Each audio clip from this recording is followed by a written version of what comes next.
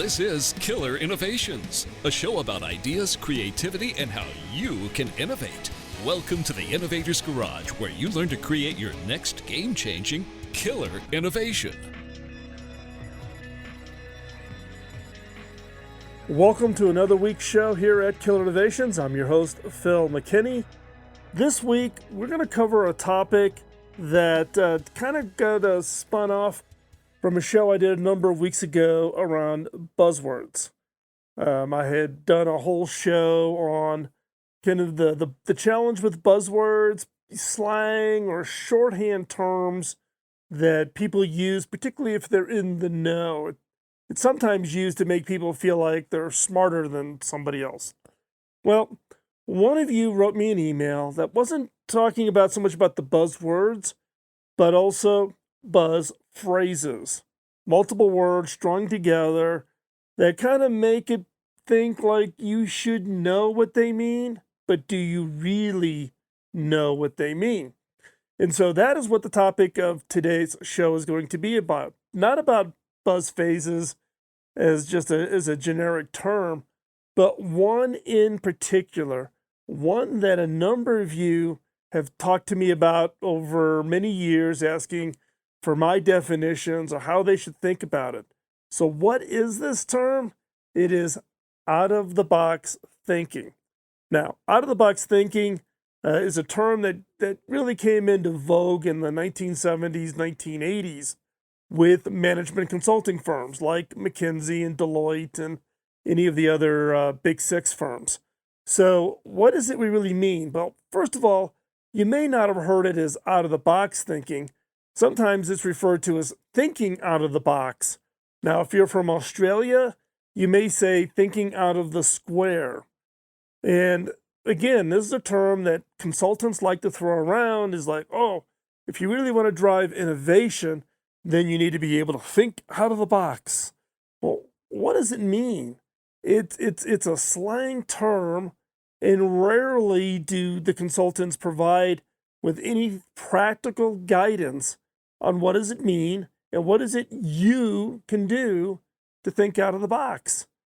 And so that is what we're going to talk about today, and that is giving you practical things that you can do to satisfy this desire to think out of the box, think out of the normal mode of thought.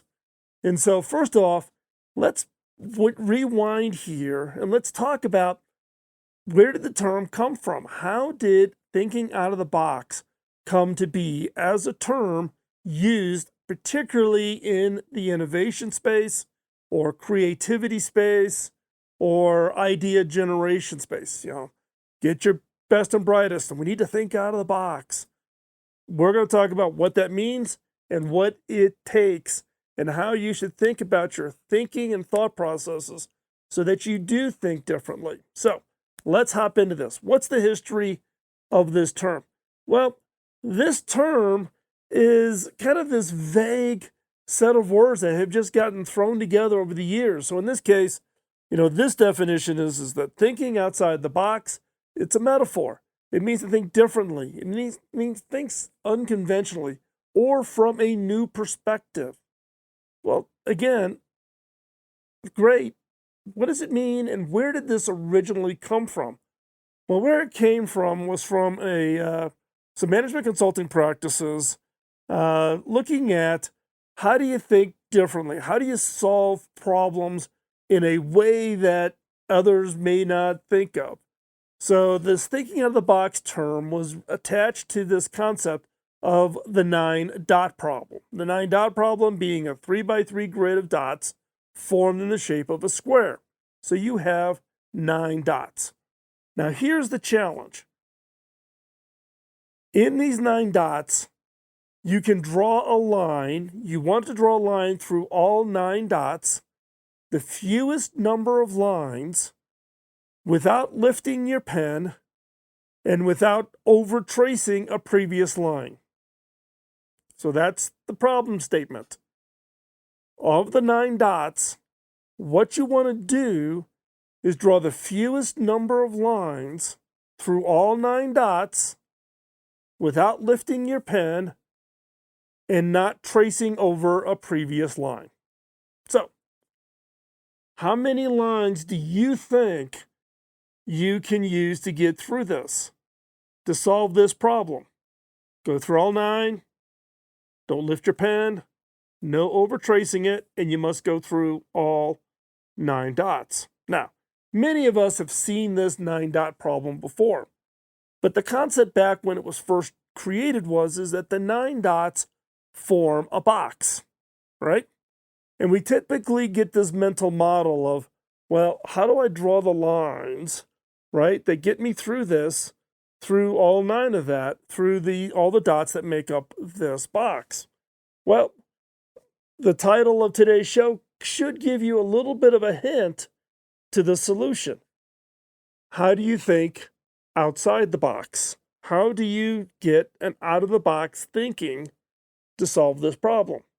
So, let me show you some of the solutions to this problem.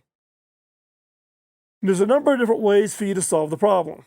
You can do 4 lines, right? So you kind of make the triangle, and then the 4th line goes the diagonal the other way, catching that one leftover dot. Now, many people thought that this was kind of the magic answer, the 4 lines, until someone came up with 3 lines, drawing lines very wide outside the box so that you could slope the line, like in the case of the 3 middle dots, where you hit the top of the dot, the middle of the dot, and the bottom of the dot as the line traces across. So it's 3 lines, you've touched all 9, and then somebody solved the 9-dot problem with 1 line. That just happens to be a very fat line. Think of it as like a very fat marker that is the width of the 3 dots that you just swipe down. So you're able to solve the 9-dot problem with 1 line. Now, if you've been a long-time listener to this show, you've heard me give the challenge of answering the question, what is half of 13? Right? So if you answered the question 6.5, great. If we were giving a math test, you'd get an A. In the innovation test, give you maybe a C-. Why? Because you solved it with one answer, and you took the obvious answer. In the innovation space is looking for all the different ranges of possible answers, and that's important. So in the case of what is half of 13, what are all the different various answers you can give? Well, if I wrote it out as 1 and 3, you split it vertically, 2 different digits. If I wrote it out as Roman numeral 13 and I split it vertically, it's 11 and 2, right? There's 13 cards in a deck of cards. The middle card is what card, right? There's thousands of different ways to answer questions like this. And the key is whether you're solving a 9-dot problem or you're solving a half of 13 type of a problem, is to not stop at what is the most obvious answer, or to even throw the towel in and say, it doesn't have an answer. Part of thinking out of the box is to think differently. Think about the problem, with understanding the definition of the problem. Now, the original problem for the 9-dot problem was what? Draw a line for all 9 dots, making sure that you, the fewest number of lines, and the lines don't trace over themselves, right? And so, in this case, it didn't say stay within the confines of the box. That is a mental block we had. When you saw the 9 dots, you saw the square, you don't naturally think beyond the edges of the square. You think of that as a constraining factor. It wasn't a constraining factor in the definition of the problem. It was not a constraining factor in the set of the rules that you had to follow to solve the 9-dot problem. It's a natural mental rule that we immediately apply. So this gets to things like visual bias. That will trigger us to assume something that just is not there. That's what locks us into conventional thinking versus unlocking us to thinking outside the box. So, whenever you're looking at a problem and you're trying to solve it, or you're trying to create a new opportunity, or to innovate something totally radically different, this is what is meant by thinking outside the box. Not just the 9-dot problem, but to not get stuck in the mental thought processes and the biases that we all naturally have and to think differently. So, what we're going to talk about is we're going to talk about how do you think differently, how do you think unconventionally, and how do you form a new perspective. And in fact, in the case of the forming new perspective, that is going to be a future episode. So today we're going to talk about differentially and unconventionally. How do you think differently and unconventionally when it comes to thinking such that you can think, quote, outside the box, which is really around how do you solve the problem in a unique and different way. So don't go anywhere. That's what we're going to talk about in today's show. We'll be right back after this break.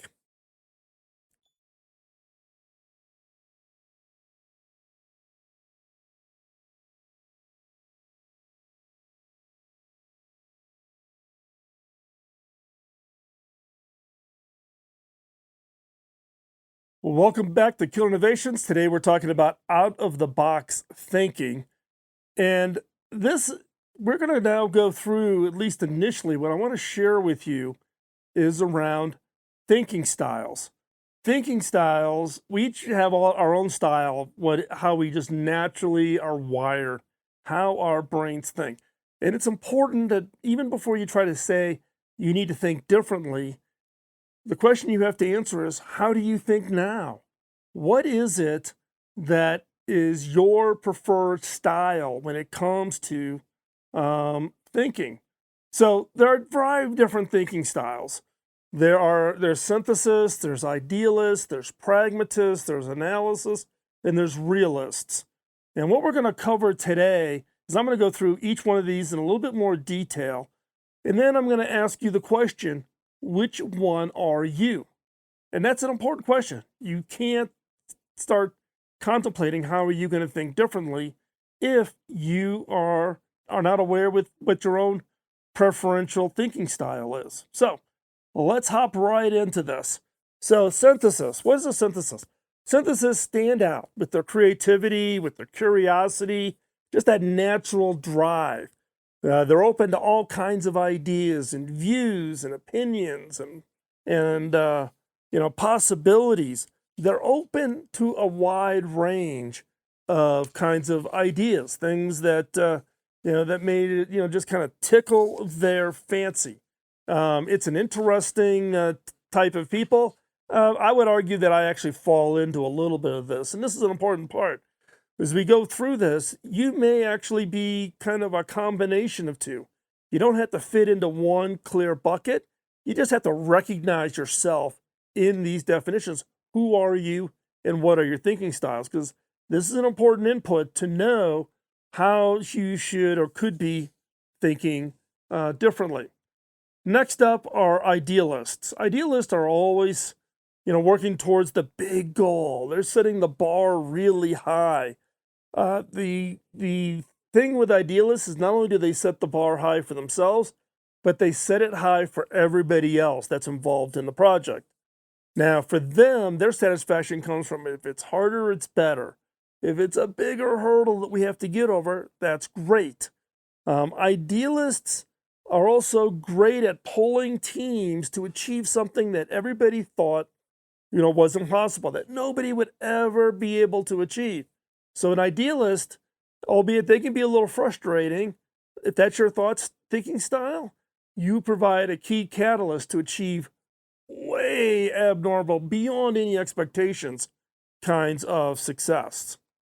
Next is pragmatists. Pragmatists, they take the logical approach to problem solving. They tend to be focused on the immediate results. They don't think about the long-term, kind of 5 years out or even 3 years out.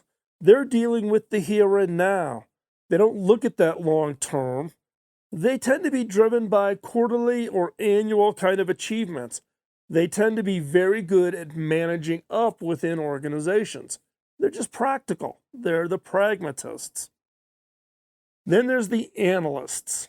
Analysts are interested in the facts, the data points. They have a clear procedure for doing things. They love data. They love information. They also love processes and procedures. They love writing them, and they love executing them. They love measuring them. They're big on metrics. These are the analysts, right? The satisfaction for them comes from executing a process and then seeing it achieve an objective. Some analysts that you may be familiar with would be people within your organization that are project managers or program managers. These are the ones that define a process for managing a project, then they run the process of managing the project. They apply metrics to know they're on track for the project. And then when the project delivers in the end, they're high-fiving themselves. It's like, woohoo, we got it, we did it, we achieved the objective. And in some cases, that's the right measurement, that's the right way to think about it. In other cases, they may get so wound up on the processes, they lose the perspective of, yeah, the project was achieved and achievement was on time within budget, but maybe they didn't think about the achievement on the impact that it was going to have on customers or on success of the business or whatever. And the other thinking style is the realists. The realists are the perfect problem solvers. They tackle problems head on. They don't feel challenged by kind of the everyday conundrum or ambiguity. They see a problem and they go after it. These are the people within your organization who just get stuff done. They just get it done. They just knock it out of the park. They deliver, and that's where their focus tends to be at. They are the engine. They are the people within a project or a program who just get this stuff done. They push through no matter what the hurdles or the barriers. Now, the downside for these types of people is either you're going to help them achieve it or you better get out of the way. You know, they will leave a couple of bruised egos and some stepped on toes, and as this project, as it's making success. So those are the thinking styles. So there's the synthesist, right, that we talked about. And who is the synthesist? The synthesist is those people who are, looking at, they take it all in, they like the info, they're open to ideas, etc. The idealists are what? They're the ones setting the bar, they're the ones that are working for the big goal. These are the people who like big, hairy, audacious goals. The pragmatists, they take the logical approach. They're trying to solve the near-term immediate. They're not big into long-term. Then there's the analysts, right? The analysts are interested in facts and data points, etc. And then you've got the realists. These are the perfect problem solvers.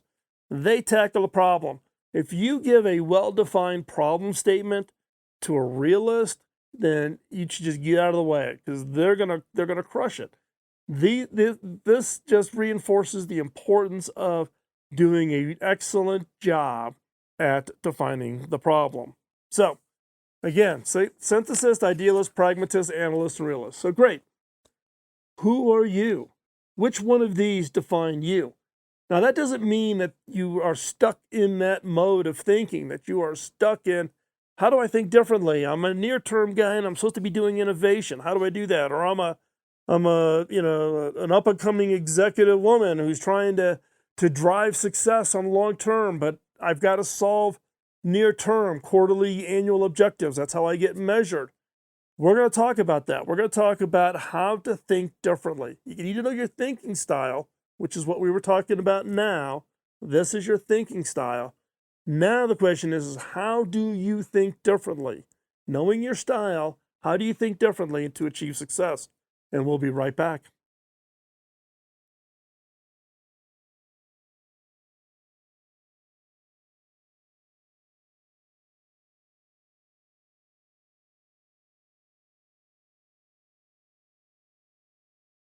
Welcome back to Killer Innovations. I'm your host, Phil McKinney. How do you think differently? How to think differently is the key question when it comes to being challenged to, quote, think outside the box. So once you know your thinking style, you know your strengths, you know your natural style, and you also have identified your blind spots. If you tend to be more near term, then how do you push yourself to think long term? If you're more of the dreamer, how do you become more of the pragmatist? Because you need to have a variety. You can't just stick with your normal, comfortable thinking style. So, what I'm going to share with you here are 7 ways to think differently. 7 ways to think differently. And key here is not to listen and cherry pick the one you think is the right one to be, quote, an innovation person. You need to do all 7. Now, some of these are not going to come naturally to you. Some of them are going to be challenging. You need to do all of them. So you need to force yourself through these blind spots. At the end, I'm going to share with you some helpful hints on how do you force yourself to apply all 7 of these thinking approaches to make sure that you don't have a blind spot. Okay? So let's get started. So the first one is what I would call cultivate strategic thinking, right? Strategic thinking can simplify difficult and challenges and prepare for uncertainty. Strategic thinking gives you a plan. You're thinking about the what ifs, what could happen, what might be. And by just simply thinking about it, you are miles ahead of any potential opportunities or problems as they crop up. It's asking yourself constantly, what if? What if a pandemic happens? What happens if our supply chain totally blows up? What happens if there's a sudden shift in customers who no longer want to leave their home, right? Constantly running through these strategic thinkings of what if scenarios prepares you, because what happens? When one of those what if happens, you are way ahead because you've already thought about it. You thought about the answers that you would apply to those based on that what if. So that's how you prepare yourself. Cultivate a strategic thinking approach by constantly asking you those what ifs. It allows you to prepare for those uncertainties. And if you're not comfortable with, well, what if what, right? What do you answer? What if everything? Everything that you would have as part of your assumption, what if the opposite were true? What if it was different? What if things that you would just think were outrageous would happen or never happen? What are they? That is strategic thinking. The next is to engage in inquisitive thinking. Now, I'm going to guess you are not surprised to hear me say, question everything. My entire career has been built on asking questions. Asking the questions in such a way to cause other people to think differently, to look at the problem differently. Asking questions is absolutely critical. But it's not just about asking questions in a brainstorming session or an ideation workshop or an innovation boot camp. It's about questioning everything, everything. And when you question, you gain information, you gain knowledge. And when you gain knowledge, you can have an impact because that knowledge is input into the ideas or into the innovations or into the problems that you're trying to solve. You have to question everyone and everything, particularly about assumptions, right? What are the assumptions under which your business operates? What are your assumptions under what your industry operates? What are your assumptions under the way your government operates? Question everything. And that's alone, this one thing will give you a leg up on innovation and your own personal creativity. Question everything. If you're not sure about what questions to ask, you can take the 48 questions that are in my book, Beyond the Obvious, or you could get the killer question card deck. I've covered that here in the show. And in fact, if you go over to beyondtheobvious.com, which is the book site, all 48 questions are up there in the form of blog posts. You can search for them. You can search for questions, types of questions on Google. People have collected up entire libraries of questions. collect yourself up a good set of questions. I have one of my moleskins, which is just my question notebook, where if I hear a really good, interesting, inquisitive question, I add it to the notebook. And then I'll just go through those and ask them of myself. You've heard me ask them of guests on the show. I've asked them in the form of my teams. So questions, the value of that library of questions for you that you can ask yourself, that causes you to think, that causes you to look kind of that beyond that, the obvious answer, beyond the obvious next step, is absolutely, absolutely critical. The other is to explore what I call big picture thinking.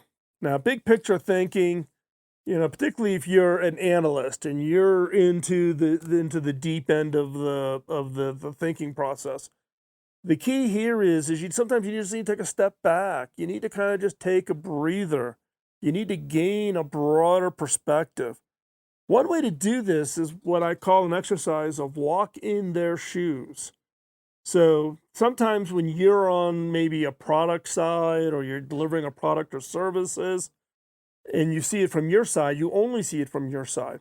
To gain that big picture thinking, some cases maybe you need to step in the shoes of your customer. Maybe you need to step in the shoes of your supplier.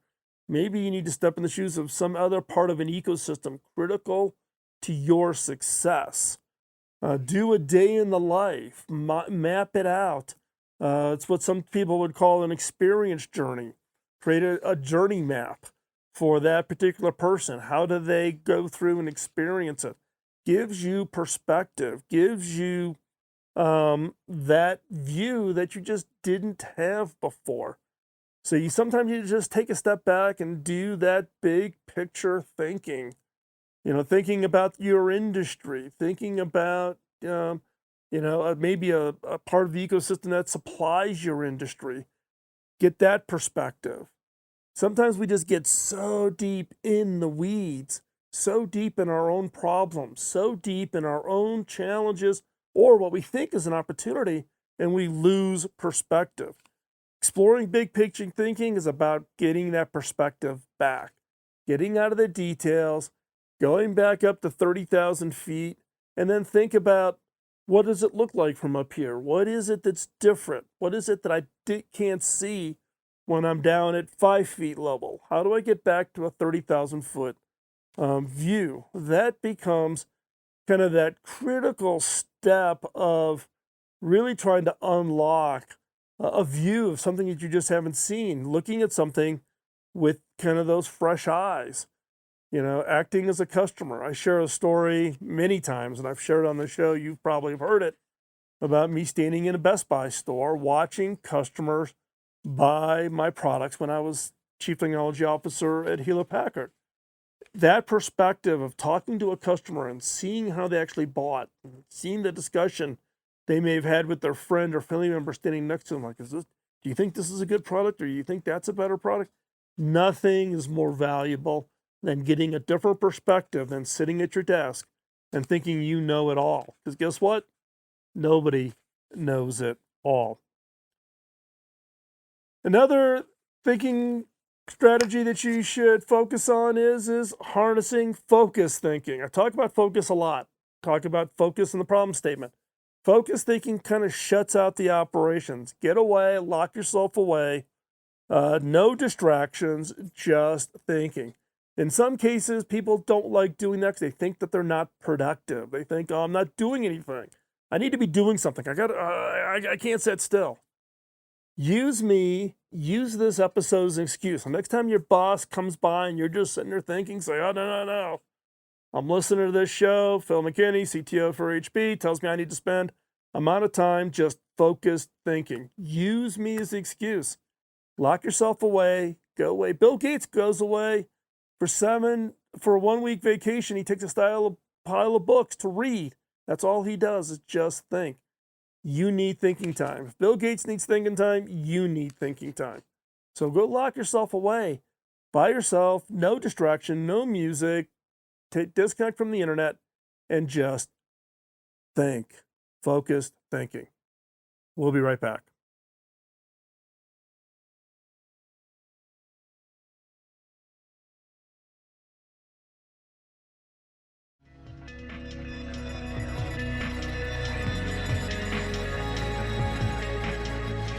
Welcome back to Killer Innovations, continuing our conversation on how to think differently when someone has challenged you to do some out-of-the-box thinking when you're coming up with new ideas. So, how do you think differently?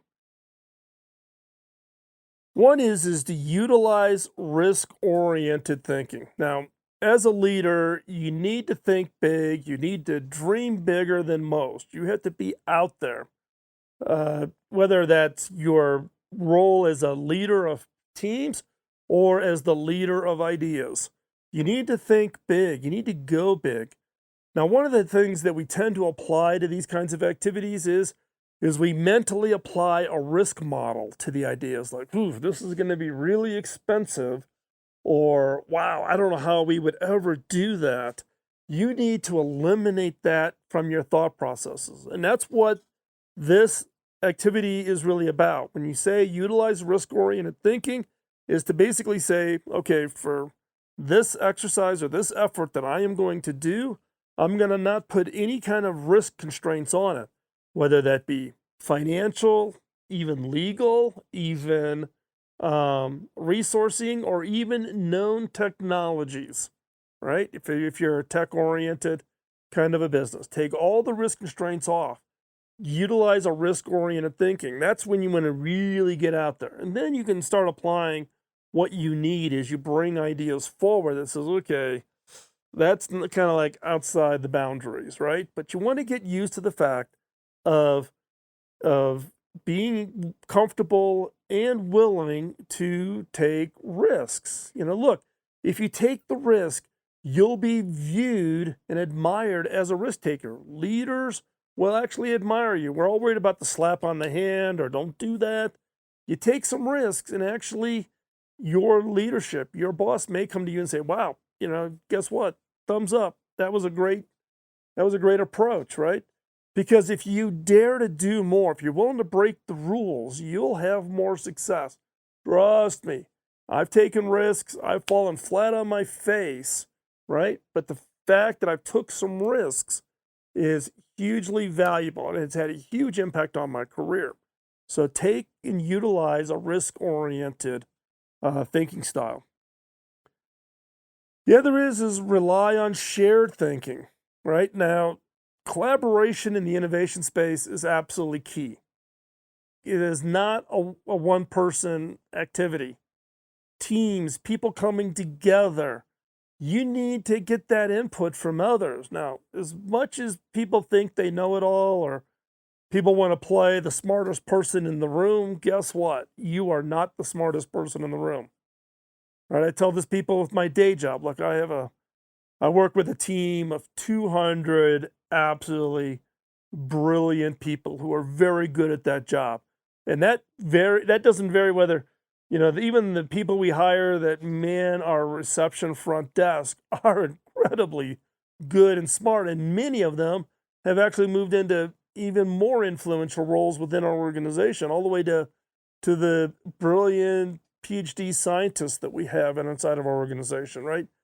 And I tell people all the time that, look, if you think you're the smartest person in the room in our office, wait 15 seconds and walk down the hallway. You're going to run into somebody smarter than you.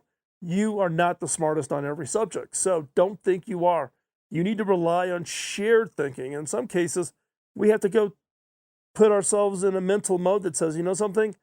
I'm going to be open to anybody's input, anybody's ideas. Rely on that shared thinking. In some cases, we have to do that as we have to force ourselves as part of a mental exercise. Because if we don't, we tend to kind of close in our own walls. They don't think like me. They didn't agree with my idea. I'm only going to talk to people who agree with my idea. No, you need to rely on shared thinking, collaboration. Having that collaborative thinking mode will absolutely accelerate your ability to come up with new ideas and, to quote, think outside the box. And then the last of the 7 that I wanted to share with you, which was practice reflective thinking.